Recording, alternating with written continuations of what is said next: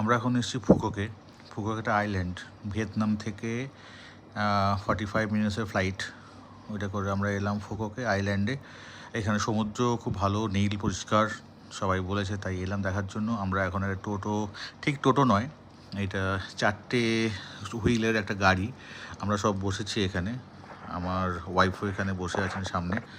আমরা এগোচ্ছি সামনের দিকে, এই সোজা গিয়ে আমরা পড়বো একদম সি বিচে, কিন্তু এখন সি বিচ অবধি আমি দেখাতে পারবো না। আর আপনারা একটা জিনিস দেখেছেন কি, দুদিকে যে বাড়িগুলো আছে দেখুন, পুরো একদম ইউরোপিয়ান কালচারে করা। আমি আগেও বলেছিলাম যে এই ফুকক ভিয়েতনামিরা খুব ইউরোপিয়ানদেরকে ফলো করেন। সে যাই ফলো করুক না কেন, যে জায়গাটাকে ভালো করে রেখেছে, সুন্দর করে রেখেছে এবং পরিষ্কার করে রেখেছে। আর এখানে এতটাই ক্লিন, এত সাউন্ড পলিউশন এখানে একদমই নেই। আপনি যখন নর্মাল একা কথা বলবেন দেখবেন যে মনে হচ্ছে ইকো হচ্ছে। যাই হোক, আরও ভেতরে গিয়ে আরও অনেক খবর দেবো, ছবি দেখাবো। টাটা।